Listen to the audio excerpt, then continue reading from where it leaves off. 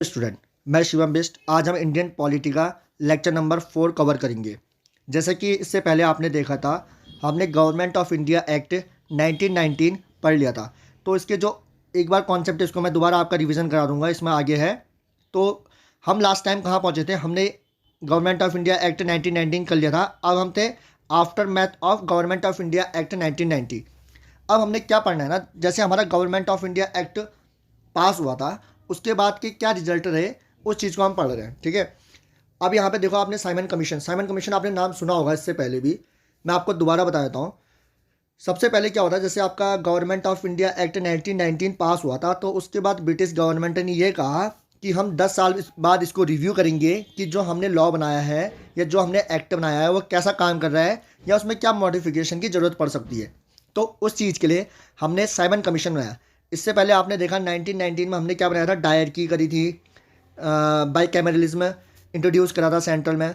तो ये चीज़ों के लिए, इनका रिव्यू देखने के लिए, या ये चीज़ें कैसे काम कर रही है, तो हमने क्या बनाया, एक साइमन कमीशन बनाया। तो सर जॉन साइमन इसके जो हेड थे, तभी इसका जो इस कमीशन का नाम साइमन कमीशन पड़ा, क्योंकि इसके जो हेड था वो कौन था, सर जॉन साइमन। और इसमें 7 मेंबर्स थे। और सबसे इंपॉर्टेंट बात ये थी कि जितने भी लोग थे, ये सारे लोग क्या थे, वाइट थे। और आप देख रहे हो कि साइमन कमीशन 1927, एक्चुअल में इसको अपनी रिपोर्ट सबमिट जो करनी थी वो 1929 में करनी थी। लेकिन इसने क्या, ये जो सर जॉन साइमन थे, इन्होंने सोचा क्यों ना हम इंडिया में जाके ही चीज़ों को देखें और समझें, तब हम जाके अच्छे से रिपोर्ट बना सकेंगे। तब ये 1927 में ही अपना कमीशन बना के इंडिया में आए थे। 7 मेंबर्स थे, इसमें सारे वाइट पीपल्स थे। जो कि सबसे बड़ा इशू बना है इसको बाइकआउट करने का, जो कि इंडियन ने इसको बाइकआउट किया। गो बैक साइमन, ये आप लोगों ने सुना होगा। तो इसमें एक्चुअल में कारण क्या था कि वो नहीं इंडियन नहीं चाहते थे कि उनके लिए जो रूल्स एंड रेगुलेशन बना रहा है उसमें सारे के सारे वाइट पीपल्स हो, जिसमें कि कोई भी इंडियंस इन्वॉल्व नहीं हो। दूसरी चीज़ इसमें देखो, to decide the constitution progress of government of India act 1919, ये मैंने आपको बता दिया है कि वो क्या करते थे। आप प्रोग्रेस देखने आए थे कि यहाँ पे कैसी प्रोग्रेस हो रही है 1919 एक्ट से। ठीक है। तो उसमें मॉडिफाई करने भी आए थे कि क्या क्या कुछ चीज़ें हम सुधार कर सकते हैं, ये चीज़ देखने आए थे। पॉइंट नंबर 4 देखो, फेवर्ड अबॉलिशन ऑफ डायरकी। इन्होंने क्या कहा, इन्होंने कहा जो डायरकी हमने इंट्रोड्यूस करी है, हमने डायरकी कहाँ इंट्रोड्यूस करी थी, प्रोविंशियल में, स्टेट में कह सकते हो। आपको सिंपल बात में कहूँ तो स्टेट में हमने क्या स्टार्ट करी थी, डायरकी सिस्टम स्टार्ट करी थी। तो इन्होंने क्या कहा, जो डायरकी स्टार्ट करी है उसको आप क्या करें, कैंसिल करें। और लेकिन इसने सपोर्ट किसको किया था, कम्युनलिज्म को। कम्युनलिज्म मतलब क्या होता है, यहाँ पे जो मैंने आपको इससे पहले बताया कि ये क्या करते, जैसे हमारे कम्युनल इलेक्ट्रोल जो थे, जैसे कि हमने क्या करा था, इससे पहले वाले इसमें देखो, इसमें समझ रहे हो आप, सेपरेट इलेक्ट्रोल बनाए गए थे ना, सिख के लिए अलग, क्रिश्चियन के लिए अलग, एंग्लो इंडियन के लिए अलग, और यूरोपियन के लिए अलग। यूरोपियन में ही मत देखे रहना, आगे भी देखो। ठीक है। इसमें क्या होता, हमने इनके लिए एक सेपरेट इलेक्ट्रोल बनाए थे। हमने कहा कि अगर कोई यूरोपियन है तो यूरोपियन ही को वोट देगा, और कोई एंग्लो इंडियन है तो एंग्लो इंडियन को, क्रिश्चियन है, सिख है तो अपने अपने अपने को ही वोट देंगे। जो कि हमने क्या था, इससे पहले वाले एक्ट में हमने पढ़ा था 1909 में, जहाँ पे हमने क्या स्टार्ट किया था, सेपरेट इलेक्टोरेट स्टार्ट किया था। तो उस चीज़ को साइमन कमीशन ने सपोर्ट किया था कि कम्युनलिज्म को सपोर्ट करा। इसने कहा कि ये चीज़ें जो चल रही है वो कंटिन्यूएशन में चलती रहेंगी। ठीक है।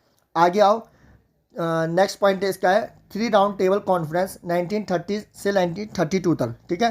ये सारी चीज़ें मांग एग्री कराने के लिए, प्रपोजल करने, सारी रिकमेंडेशन को मंजूरी देने के लिए इन्होंने 3 राउंड टेबल कॉन्फ्रेंस करी। इसमें क्या क्या हुआ, ये चीज़ें भी हिस्ट्री में ज़्यादा है। तो अभी आप इतना समझो कि 3 राउंड टेबल कॉन्फ्रेंस हुई थी। और एक लौता ऐसे इंसान कौन थे, क्वेश्चन में कभी कभार ये पूछा जाता है कि जिन्होंने तीनों के तीनों राउंड टेबल कॉन्फ्रेंस में हिस्सा लिया था, वो थे BR अम्बेडकर। नेक्स्ट देखो, नेक्स्ट पॉइंट इसमें क्या कह रहे हैं, recommendation were incorporated in the government of India act 1935। तो ये क्या कर रहे थे, राउंड टेबल कॉन्फ्रेंस से आपकी मंजूरी ले रहे थे, और उन चीज़ों को क्या कर रहे थे, सुधार करके किस में रखेंगे, इनकॉर्पोरेट करेंगे, मतलब आप किस में शामिल करेंगे, गवर्नमेंट ऑफ इंडिया जो एक्ट लाएंगे किसमें, 1935 में। तो ये साइमन कमीशन था। और साइमन कमीशन का यहाँ पे बाइकआउट क्यों किया जा रहा था, क्योंकि उसमें सारे मेंबर्स क्या थे, वाइट पीपल से। दूसरा पॉइंट आप यहाँ पे देखो, कम्युनल अवार्ड 1932। इसमें क्या था, समझना। इसमें देखो जो हमारे सबसे पहले अपनो रैमजे मैकडोनाल्ड, जो ये थे, ये कौन थे? वहाँ के ब्रिटिश के प्राइम मिनिस्टर थे। रैमजे मैकडोनाल्ड कौन थे? ब्रिटिश प्राइम मिनिस्टर थे। इन्होंने क्या करा ना, इन्होंने अनाउंस क्या किया कि एक स्कीम अनाउंस करी, जिसमें इन्होंने कहा representation of the minorities. Minority का रिप्रेजेंटेशन के इन्होंने क्या करा, इन्होंने एक स्कीम स्टार्ट करी और उसमें कहा कि कम्युनल अवार्ड, इसे कहते हैं communal award.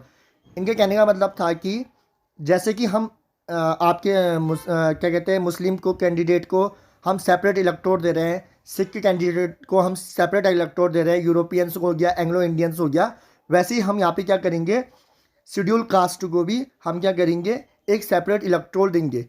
Point number second पढ़ना आप, providing separate separate electorate to the schedule caste. ठीक है, ये कॉन्सेप्ट किसने दिया था? Concept raised by the B R Ambedkar. B R Ambedkar के ने ये कॉन्सेप्ट दिया था और इसके बेसिस में इन्होंने क्या किया था, इन्होंने कहा था कि हम शेड्यूल कास्ट को भी सेपरेट इलेक्टोरल देंगे। तो इस चीज़ के लिए, इस चीज़ से गांधी जी बहुत नाखुश रहे, क्योंकि उनको ये ऑलरेडी पहले लग रहा था कि कैसे हमारे देश को तोड़ा जा रहा है, कैसे सेपरेशन किया जा रहा है, जो कि उनको पसंद नहीं आ रहा था। तो जब बात आई शेड्यूल कास्ट को ब्रेक करने की या शेड्यूल कास्ट के लिए एक सेपरेट इलेक्टोर बनाने की, तब वो इस चीज़ से बहुत नाखुश रहे। तो उन्होंने क्या करा, उसके बाद एक हंगर स्ट्राइक की। हंगर स्ट्राइक मतलब उन्होंने भूख हड़ताल करी। कहाँ करी? यारवाड़ा जेल में। ठीक है, ये जेल कहाँ पड़ती है? आपके पुणे में पड़ती है। यहाँ इन्होंने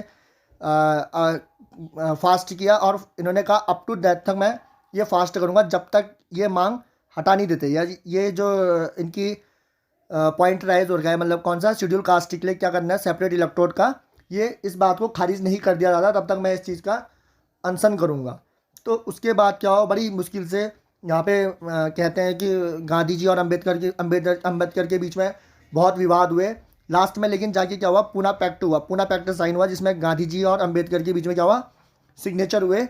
और ये कहा गया कि हम हिंदू, क्योंकि एक्चुअली में हो क्या रहा था ना कि गांधी जी का पॉइंट ये था कि तुम हिंदू से शेड्यूल कास्ट को हटा दे रहे हो और क्या कर दे रहे हो, उसको डिवाइड कर दे रहे हो।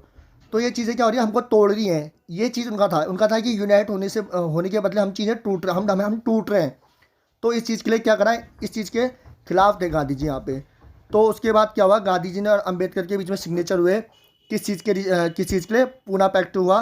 पूना पैक्ट में क्या हुआ कि हम यहाँ पे ये पॉइंट अराइज हुआ कि हम इनको क्या देंगे, रिजर्वेशन देंगे। डिप्रेशन क्लास जो है, जो शेड्यूल आपके बताया शेड्यूल कास्ट वाले लोग हैं, इनके लिए हम क्या करेंगे, सीट रिजर्व करेंगे। जैसे एग्जांपल मैं आपको देता हूँ, जैसे 100 सीट हैं, 100 सीट में से हमने यहाँ पे एग्जांपल दे रहा हूँ, हमने सोचा कि हमने 40 सीटें इनके लिए रिजर्व रखनी है। तो उसमें क्या होगा, सिर्फ शेड्यूल कास्ट वाले उठेंगे, जैसे कि आज की डेट में होता है। नहीं तो पहले क्या होने वाला था कि ये लोग क्या करते थे, बिल्कुल सेपरेट कर देते थे। सेपरेट करने में क्या होता कि पर कैंडिडेट वहाँ का वही उठेगा, जैसे हर स्टेट, हर जगह से उनका एक कैंडिडेट उठेगा और उनको वोट कौन देगा, शेड्यूल कास्ट वाले देंगे। तो ये चीज़ें क्या हो रही है, गैप क्रिएट कर रही है। ये चीज़ें क्या करती है, खाई क्रिएट करती है एक दूसरे के बीच में, क्योंकि हम कहेंगे हमको तुमसे क्या मतलब या तुमको हमसे क्या मतलब। तो ये चीज़ें एक खाई पैदा करी थी लोगों के बीच में, तभी इस चीज़ के गांधी जी क्या थे, अगेंस्ट थे। तो आगे चलते हैं। सो नेक्स्ट आप समझना, नेक्स्ट देखो, जो आप गवर्नमेंट ऑफ इंडिया एक्ट 1990 थे, वो पूरा थ्योरेटिकल पोर्शन यहाँ पे लिखा है। इसको आप रिवीजन करने के लिए भी आपके लिए काफ़ी अच्छा है। बाकी आप डायग्राम से देखना चाहते हैं तो ऊपर डायग्राम है, डायग्राम से भी आप समझ सकते हैं। मॉन्टेग चेम्सफोर्ड रिफॉर्म कहा जाता है इसमें। चेम्सफोर्ड कौन थे, वैसरॉय थे। मॉन्टेग कौन थे, यहाँ पे secretary of state for India. दूसरा देखो, demarcated the central and the provinces subjected, हम सब्जेक्ट्स हमने यहाँ पे क्या किया था, सेंट्रल और स्टेट, सेंट्रल और प्रोविंशियल, ठीक है, इनके सब्जेक्ट ये थे, अलग अलग करे थे। हमने कहा था जो स्टेट के हमने कुछ सब्जेक्ट दे दिए कि इसमें स्टेट ही रूल बनाएगा, और सेंट्रल के रूल, जो सेंट्रल के जो सब्जेक्ट हैं वो सेंट्रल को दे दिए, इसमें सेंट्रल आप अपने रूल बनाओगे। ठीक है, तीसरा पॉइंट आपने देखो, डायर की इंट्रोड्यूस करी थी, इसको हमने ड्यूअल गवर्नमेंट कहा था, लेकिन कहाँ इंट्रोड्यूस करी थी, ये प्रोविंसेस में। प्रोविंसेस मतलब स्टेट में हमने इसको इंट्रोड्यूस किया था, and not at the centre, centre में इंट्रोड्यूस नहीं कर दिया था, नहीं करा था। इसी के नीचे देखो, the provinces subject were further divided into transfer subject and reserve subject. हमने क्या किया था, जो प्रोविंशियल सब्जेक्ट थे उनको किस दो भागों में डिवाइड किया था, ट्रांसफ़र और रिजर्व। ये मैंने आपको अच्छे से बता दिया कि ट्रांसफ़र सब्जेक्ट वो थे जो नॉन इम्पॉर्टेंट जो भी नॉन इम्पॉर्टेंट डिसीजन लेने होते थे, या नॉन इम्पॉर्टेंट डिपार्टमेंट कह सकते हो आप, वो हमने ट्रांसफ़र में रख दिए। और जो इंपॉर्टेंट थे वो हमने क्या कर दिया, अपने पास रिजर्व रख दिए। तो इसमें आपने देखा कि कैसे किसकी इन्वॉल्वमेंट थी, आपको ऊपर बता दिया है। Provincial budget was separated from the central budget. यहाँ पे आप पहली बार क्या होता है कि हमने प्रोविंशियल का बजट हमने अलग करा था। हमने कहा था जो स्टेट है वो अपना खुद का बजट निकालेगा और सेंट्रल जो अपना खुद का बजट निकालेगा। इसके बाद है बाई कैमरलिज्म है, जो कि हमने क्या किया था, हाउसों को डिवाइड किया था, अपर हाउस और लोअर हाउस। यहाँ पे हमने सेंट्रल का हाउस डिवाइड किया था, ना कि स्टेट का। हमने प्रोविंशियल में कुछ नहीं किया था, हमने क्या किया था, सेंट्रल में हाउस को डिवाइड कर दिया था, upper house and lower house. तो याद रखना ये दो इंपॉर्टेंट पॉइंट है, डायरकी में क्या किया था और बाइकैमरलिज्म में क्या किया था। नेक्स्ट पॉइंट में आप आओ। इसमें ज़्यादा कुछ नहीं कह रहा है, इसमें कह रहा है कि जो हमने बजट था वो बजट लोअर हाउस के पास ज़्यादा पावर थी उससे रिलेटेड। जैसे आज की डेट में भी होता है, हम बजट पास करते हैं तो वो लोअर हाउस के पास होता है। जैसे लोकसभा के हाथ में पावर होती है, ना कि राज्यसभा के हाथ में। उसके नीचे पॉइंट आओ, एक्सटेंड कर दिया था हमने कम्युनल रिप्रेजेंटेशन। जैसे मैंने कहा था सिख के लिए भी इंट्रोड्यूस कर दिया था, इसके बाद क्रिश्चियन, यूरोपियन और एंग्लो इंडियन को भी यहाँ इंट्रोड्यूस कर दिया था। फिर एक पॉइंट इंपॉर्टेंट इसमें है कि central public service commission first time was set up to be set up for recruiting civil servant. अब सिविल सर्वेंट के लिए जैसे आजकल देखते हो यूपीएससी होता है, तो उस वक्त सेंट्रल पब्लिक सर्विस कमीशन था, ठीक है, सीपीएससी कह सकते हो आप इसको। ये पहली बार क्या होता है, सेटअप हुआ था इस टाइम पे 1926 में। गवर्नमेंट ऑफ इंडिया एक्ट 1990 के एक्ट के से बना था, ठीक है। उसके बाद मैंने आपको साइमन कमीशन बता दिया है और कम्युनल अवार्ड के बारे में भी बता दिया है। आगे आओ, अब हमारा है गवर्नमेंट ऑफ इंडिया एक्ट 1935। अब यहाँ पे क्या चीज़ें थी, ये बहुत इंपॉर्टेंट है, इसको आप समझना क्या हुआ इसमें।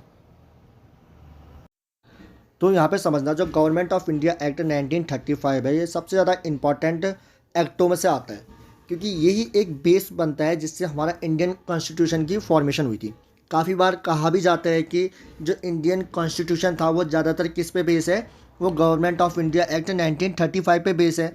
हमने बहुत सी चीज़ें कह सकते हो, या ज़्यादा से ज़्यादा जो चीज़ें थी हमने कहाँ से उठाई थी, गवर्नमेंट ऑफ इंडिया एक्ट 1935 से उठाई। तो इसमें है क्या चीज़ें, मैं इनको शॉर्ट में आपको बता देता हूँ, आप समझते रहोगे। इसमें हमने क्या बनाया था, 321 सेक्शन बनाए थे और 10 शेड्यूल बनाए थे। ये शेड्यूल क्या होते हैं, जैसे हम किसी चीज़ को, जैसे आप अपनी कॉपी में देखते हो या कंटेंट देखते हो, तो आपका जैसे लिखा होता है कि पहला चैप्टर कौन सा है, दूसरा चैप्टर कौन सा है, तीसरा चैप्टर कौन सा है, चौथा चैप्टर कौन सा है। तो वैसे ही शेड्यूल भी हम क्या करे रहते थे कि डिफाइन करे रहते थे कि पहले शेड्यूल में हमने क्या चीज़ें रखी हैं, उसके अंदर क्या क्या प्रावधान होंगे, ठीक है, क्या क्या सेक्शन आएंगे, सेकंड शेड्यूल में क्या होगा, क्या क्या होगा। ये चीज़ें आप इन एक्सटेंड में जो प्रॉपर अभी इंडियन कॉन्स्टिट्यूशन का चल रहा है उसके बेस में पढ़ोगे तो ज़्यादा बेटर पड़ेगा। बस आप अभी इतना समझो कि उस वक्त ये शेड्यूल बनना शुरू हो गए थे और इन शेड्यूल से ही चीज़ें ली गई हैं जो हमारे इंडियन कॉन्स्टिट्यूशन की नींव बनाते हैं। तो दूसरा पॉइंट जो इंपॉर्टेंट है, ये स्प्लिट इनटू 2 पार्ट्स। ये ज़्यादा इंपॉर्टेंट नहीं है कि गवर्नमेंट ऑफ इंडिया एक्ट बना था और गवर्नमेंट ऑफ बर्मा एक्ट, क्योंकि बर्मा उस वक्त हमारे पार्ट था, ठीक है। अब ये फिर ये क्या हो गया, सेपरेट हो गया था। नेक्स्ट पॉइंट में establishment of all India federation. यहाँ पे हमने क्या चाहा, सबसे पहले आप ये समझो कि फेडरेशन का मतलब क्या होता है। जैसे क्या होता है ना, एक यूनिटरी फॉर्म ऑफ गवर्नमेंट होता है, एक फेडरल फॉर्म ऑफ गवर्नमेंट होता है। यूनिटरी में क्या होता है कि एक सेंट्रल होता है, वो सेंट्रल सभी स्टेटों के लिए रूल्स बना रहे हैं, मतलब पावर में कौन है, सेंट्रल है, सिर्फ सेंट्रल रहेगा।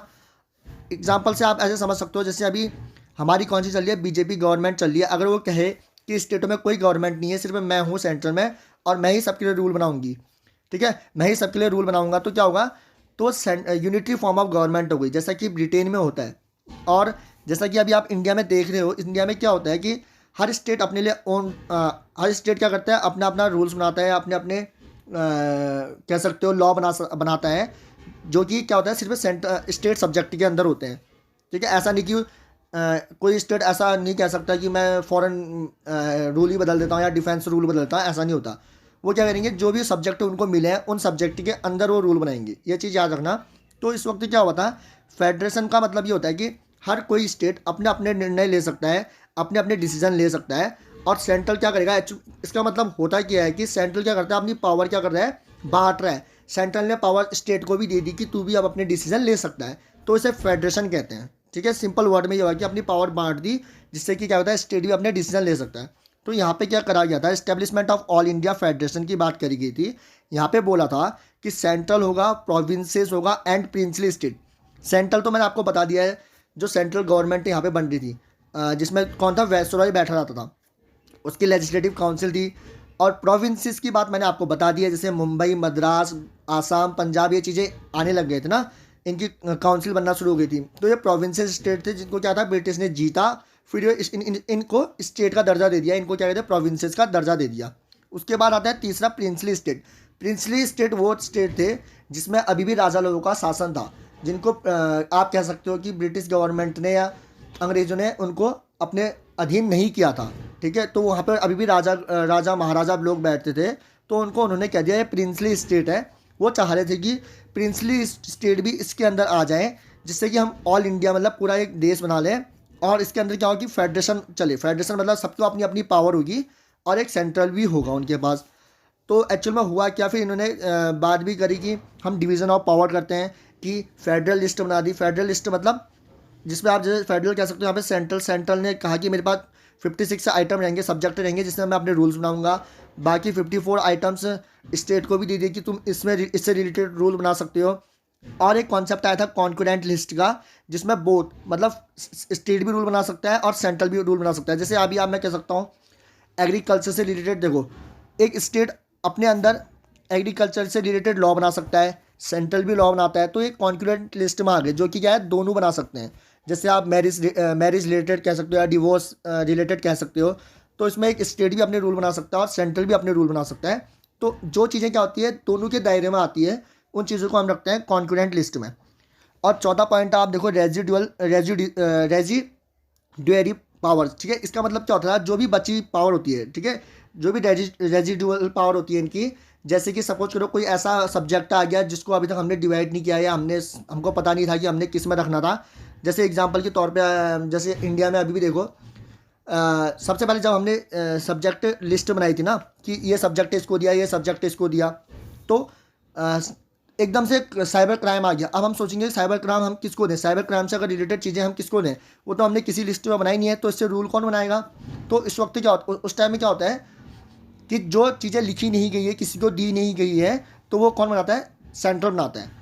तो वैसे ही जैसे यहाँ पे आपका लिख दिया कि रेजिडुअल जो भी पावर होगी, रेजिडुअरी जो भी पावर होगी, उससे उससे रिलेटेड लॉ कौन बनाएगा, वैसरॉय बनाएगा। वो किसके पावर वो किसके हाथ में जाएगी, वैसरॉय के हाथ में जाएगी। ठीक है, नेक्स्ट पॉइंट समझो आप, द अब came never came into force, princely state did not join. तो ये चाह रहे थे कि ऑल इंडिया फेडरेशन बनाएं। ऑल इंडिया फेडरेशन का मतलब ये था कि ये चाह रहे थे कि हम पूरे को एक देश बनाएं, इस देश के अंदर सेंट्रल भी इन्वॉल्व कर दी, प्रोविंशियल भी इन्वॉल्व कर दिया और प्रिंसली स्टेट भी इन्वॉल्व करके इन्हें चाह कि हम पूरा देश बनाते हैं और उनके लिए कॉन्स्टिट्यूशन बनाते हैं। तो लेकिन क्या हुआ, प्रिंसली स्टेट लोगों ने इसको ज्वाइन नहीं किया, क्योंकि उनको लगा कि हम अपना उनका भी अपनी जगह पॉइंट ऑफ व्यू सही था कि उनका था कि हम अपना राज कर रहे हैं, हम क्यों किसी सेंटर के अंदर आए। ठीक है, उनका ये था कि हम अगर राज कर रहे हैं, हमारे ऊपर कोई नहीं है, हम क्यों किसी के अंदर आए, हम किसी सेंट्रल के अंदर क्यों आए, फिर जो सेंटर कहेगा वही हम मानना पड़ेगा। इसलिए हम किसी के अंदर साइन नहीं करते, इसलिए वो इस चीज़ को उन्होंने छोड़ दिया। ठीक है, प्रिंसली स्टेट इसको आया ही नहीं ज्वाइन करने। तो ये चीज़ें तभी क्या हुआ, फोर्स में नहीं आ पाई, मतलब ये चीज़ें लागू नहीं हो पाई। उसके बाद क्या था, ये वाला पॉइंट समझना आप, ये ज़्यादा इंपॉर्टेंट नहीं है। इसके नेक्स्ट पॉइंट आओ, the abolish of diarchy at provinces. जो इससे ऊपर वाला पॉइंट है उसमें क्या ना, it abolish the council of India establish by the government of India act 1858। तो उस वक्त जो काउंसिल ऑफ इंडिया के क्या बनाए थे, उस चीज़ को एबॉलिश कर दिया था। इतना ही है इसका, ये लेकिन ज़्यादा क्वेश्चन इंपॉर्टेंट रहता नहीं है।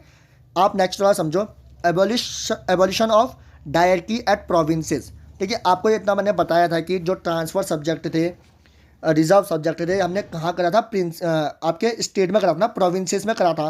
तो अब क्या करा था, इसको एबॉलिश कर दिया। एबॉलिश मतलब यहाँ से हटा दिया। ठीक है, डायर की जैसी सिस्टम स्टेट में नहीं रहेगीगा, और उनको क्या कहा, तुम प्रोविंशियल ऑटोनॉमस की पावर दी। ऑटोनॉमस मतलब होता है कि खुद की पावर दी थी, कि खुद के लिए वो जो भी डिसीजन लेंगे वाली बात हो गई ना इसमें। तो प्रोविंशियल ऑटोनॉमस दे दिया कि तुम अपने लिए डिसीजन खुद बनाओ। रीज़न इस चीज़ के पीछे ये था ना कि वो चाह रहे थे कि एक रिस्पॉन्सिबल गवर्नमेंट बने। जब भी वो क्या चाह रहे थे कि अब वो स्टेट को उन्होंने काफ़ी हद तक पावर दे चुकी थी, वहाँ पे ये चाह रहे थे कि ये रिस्पॉन्सिबल गवर्नमेंट बनाए। हाँ, स्टेट में भी, प्रोविंसेस में भी क्या करें, स्टेट अपना रिस्पॉन्सिबल गवर्नमेंट बनाए। लेकिन याद रखना कि यहाँ पे जो गवर्नर बैठेगा वो अपने मन से डिसीजन नहीं ले सकता। वो किसके बेस पे डिसीजन लेगा, जो भी मिनिस्टर्स उसको मिले हैं, जो भी मिनिस्टर अगर कह रहे हैं, जैसे अभी भी होता है कि मिनिस्टर जो डिसीजन लेते हैं तो उसके बेस में तो प्रेसिडेंट डिसीजन या गवर्नर डिसीजन लेता है ना। तो वैसे ही यहाँ पे करना चाह रहे थे कि जो मिनिस्टर लोग डिसीजन लेंगे तो वो उसी का उनकी एडवाइस पे भी ये क्या करेगा, काम करेगा। तो ये रिस्पॉन्सिबल गवर्नमेंट की बात कर रहे थे। नेक्स्ट आओ, फ्रेंचाइजीज सिस्टम इंट्रोड्यूस। अब यहाँ पे फ्रेंचाइजीज का मतलब होता है आपको वोट देने का अधिकार। तो यहाँ पे फर्स्ट टाइम क्या कर रहा था कि 10% of population got voting right. 10% जो पॉपुलेशन थी उनको वोटिंग राइट मिला था। और वोटिंग राइट किसके बेस पे मिला था कि जो टैक्सेस देता है या प्रॉपर्टी है जिसके पास, या जो एजुकेटेड है, उनको ये अधिकार दिया गया था कि तुम वोट दे सकते हो। तो तभी हमने कहा कि 10% ऑफ पॉपुलेशन इन्वॉल्व हो गई थी इस टाइम पे वोटिंग के लिए। अब एक नेक्स्ट पॉइंट देखो, हमने कहा एबॉलिशन ऑफ डायरकी कहाँ से हटाई थी? हमने डायरकी स्टेट से हटा दी थी, मतलब प्रोविंसेस से हटा दी थी। लेकिन हमने क्या करा, adoption of diarchy at centre. इससे पहले क्या था, हमने डायरकी स्टेट में लगाई थी। अब हमने स्टेट से क्या करी, डायरकी हटा दी और हमने डायरकी कहाँ इंट्रोड्यूस कर दी, सेंट्रल में। सेंट्रल में हमने डायरकी इंट्रोड्यूस करके हमने वहाँ क्या कर दिया, रिजर्व सब्जेक्ट वहाँ भी बनेंगे, ट्रांसफर सब्जेक्ट वहाँ भी बनेंगे।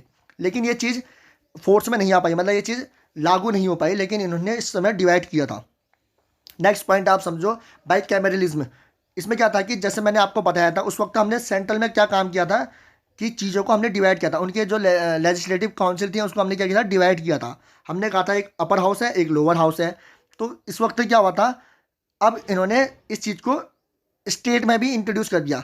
तो समझ रहे हो ना, पहले वाली टायर की चीज़ थी स्टेट में थी, तो इन्होंने सेंटर में डाल दी, स्टेट से हटा दी।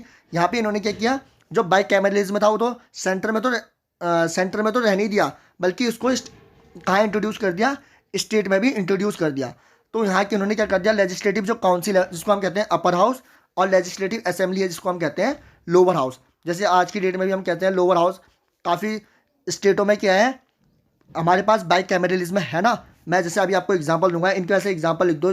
यहाँ पे क्या था, 6 आउट ऑफ 11 प्रोविंसेस में से 6 प्रोविंसेस को क्या कर दिया था इन्होंने, वहाँ पे बाइकैमरलिज्म इंट्रोड्यूस कर दिया था, मतलब upper house and lower house introduce कर दिया था। वो कौन कौन से स्टेट हैं या कौन कौन से प्रोविंसेस हैं उनको मैं बता देता हूँ आपको। पहला है बंगाल, दूसरा है बॉम्बे, तीसरा है मद्रास, चौथा है बिहार, पांचवा है आसाम, और जो छठा है वो है आपका यूनाइटेड प्रोविंसेस। यूनाइटेड प्रोविंसेस जो है वो आज की डेट में क्या है, यूपी, उत्तर प्रदेश को हम कहते हैं। उस वक्त क्या कहते थे, यूनाइटेड प्रोविंसेस। तो ये 6 आपके कह सकते हो प्रोविंसेस थे जिसमें क्या था, बाइकैमरलिज्म इंट्रोड्यूस कर दिया था। इसका नेक्स्ट पॉइंट आप समझो, इस्टेब्लिशमेंट ऑफ फेडरेशन कोर्ट। हमने क्या किया था यहाँ पे, फेडरेशन कोर्ट का इस्टेब्लिशमेंट कर दिया था। फेडरेशन कोर्ट जो आज की डेट में क्या हो गया, लेटर सुप्रीम कोर्ट बन गया था 1950 में, जब हम आज़ाद हुए थे और हमने अपना कॉन्स्टिट्यूशन बना लिया था। तब जब हमने अपना संविधान बना दिया था, तो उसके बाद हमने इसको सुप्रीम कोर्ट में तब्दील कर दिया, चेंज कर दिया था। लेकिन उस वक्त इसको क्या कहा जाता था, फेडरल कोर्ट। हमने फेडरल कोर्ट की स्थापना करी। और जो नेक्स्ट पॉइंट है, establishment of provincial public service commission and joint public service commission. अब देखो यहाँ पे हमने क्या किया था, एक बल्कि फेडरल पब्लिक कमीशन भी हमने यहाँ क्या करा था, स्टार्ट किया था। जैसे आप देखते होंगे कि स्टेट का एक अपना पब्लिक कमीशन होता है जो क्या करता है, पीसीएस लेवल पे क्या करता है, नियुक्ति करता है, ठीक है। वैसे यहाँ पे क्या करा, प्रोविंशियल की भी एक पब्लिक सर्विस कमीशन बना दिया, जो कि अपने ऑफिसर्स की ज्वाइनिंग के लिए या ऑफिसर की रिक्रूटमेंट के लिए क्या करेगा, अपना काम करेगा, ठीक है। कमीशन बना दिया, वैसे ही हमने स्टेट के लिए बना दिया। और जो जॉइंट पब्लिक कमीशन है, कभी कभार क्या होता है, एक दो स्टेट को मिला के हमने सिंगल कमीशन बना दिया, तो उससे हम कहते हैं जॉइंट पब्लिक सर्विस कमीशन, ठीक है। नेक्स्ट पॉइंट है आपका इस्टेब्लिशमेंट ऑफ आरबीआई। यहाँ पे पहली बार हमने क्या करा, इस्टेब्लिशमेंट करा था रिजर्व बैंक ऑफ इंडिया का। रिजर्व बैंक ऑफ इंडिया आप लोग सुना ही होगा नाम, ठीक है। इसको हमने क्यों करा था कि to control the currency and the credit of the country, कि वो क्या करे, जो हमारे देश की करेंसी है उसको कंट्रोल करे, और जो क्रेडिट हमारे देश का कितना पैसा है क्या है, इस चीज़ को मैनेज करने के लिए हमने क्या करा, आरबीआई का इंट्रोड्यूस करा था। तो ये सारी चीज़ें हमने पढ़ी थी। अब देखो हिस्टोरी, जो भी सारी जो हिस्ट्री है ऑफ इंडियन कॉन्स्टिट्यूशन की, वो हमने पढ़ ली है। इसमें क्या क्या रहेगा, ईस्ट इंडिया कंपनी से हमने शुरू किया था, जब वो फ्री मोनोपोली थी, से हम पहुँचे कहाँ, दीवानी राइट से हम आगे निकले, और हम कहाँ पहुँचे, दीवानी राइट से हम आगे निकले और हम कहाँ पहुँचे, हमने ईस्ट इंडिया कंपनी, कैसे ईस्ट इंडिया कंपनी ने अब क्या कहते हैं, कैसे ब्रिटिश गवर्नमेंट ने ईस्ट इंडिया कंपनी के पास जब देखा कि उसने वहाँ टेरिटरी ले ली है, वहाँ पे काफ़ी एरिया बना कर लिया और क्या कहते हैं अपना पैसा कमा रहे हैं, तो उसके बाद क्या कहता है, ब्रिटिश गवर्नमेंट ने क्या किया, उनसे पावर अपने पास खींची। फिर हम आए क्राउन रूल में 1858 के बाद। तो उसके बाद हमने क्या देखा कि अब कैसे, पहले क्राउन रूल ने, जैसे ब्रिटिश गवर्नमेंट ने अपने पास पावर ली थी, अब वो धीरे धीरे पावर को पहले सेंट्रलाइजेशन किया था, अब वो क्या कर रही है, डिसेंट्रलाइजेशन कर रही है, पावर को अपने पास से छोड़ रही है, क्योंकि वो क्या चाह रही है, अब मोर रिस्पॉन्सिबल गवर्नमेंट चाह रही है। अब ये सारी चीज़ें हो कैसे रही हैं? ऐसा तो नहीं होगा कि ब्रिटिश गवर्नमेंट को सपना हो रहा है और वो क्या कहते हैं इंडियन के फेवर में इतना काम कर रही है। एक्चुअल में हो क्या रहा है ना, पीछे इसके पीछे की जो कहानी है, जो इसके पीछे के आपके इंडियन मूवमेंट, इंडियन क्या कहते हैं स्ट्रगल मूवमेंट चल रहे हैं, जैसे कि विद्रोह हो रहे हैं, कई बार क्या कहते हैं सिविल डिसओबीडियंट मूवमेंट चल रहा है, या कोई भी मूवमेंट चल रहे हैं, तो उससे रिलेटेड क्या हो रहा है और उनके तो हो क्या रहा है, जितने भी नेशनल मूवमेंट चल रहे हैं वो क्या कर रहे हैं, डिमांड रख रहे हैं। वो अपनी डिमांड क्या कर रहे हैं कि हमें जैसे कि उनने कह दिया कि हमको मेजॉरिटी दो, हमको पहले इन्वॉल्वमेंट दो, किसमें, काउंसिल में बैठने की, लेजिस्लेटिव काउंसिल में। फिर उनने कहा कि हमको मेजॉरिटी दो, तो ऐसे धीरे धीरे हमको वोटिंग राइट दो। धीरे धीरे क्या हो रहा है, उनकी मांगे वो प्रेशराइज कर रहे हैं गवर्नमेंट को, और गवर्नमेंट को क्या करना पड़ रहा है, उनकी मांगे पूरी करनी पड़ रही हैं। तो तभी धीरे धीरे क्या हो रहा है, हर नए कॉन्स्टिट्यूशन में क्या हो रहा है, इंडिया का इन्वॉल्वमेंट बढ़ रहा है और इंडिया एक जीत की तरफ जा रहा है। तो उसी प्रकार हम पहुंच गए गवर्नमेंट ऑफ इंडिया एक्ट 1935 में। इसके बाद आपको पता है लास्ट में क्विट इंडिया मूवमेंट होता है 1942 में, और उसके बाद लास्ट जो आता है गवर्नमेंट ऑफ इंडिया एक्ट 1947 आता है, और उसमें हम क्या होते हैं, आज़ाद हो जाते हैं। ठीक है, हमको इंडिपेंडेंस मिल जाती है। तो इस लेक्चर को मैं आपका नेक्स्ट टॉपिक में करूँगा। अभी तक के लिए इतना ही।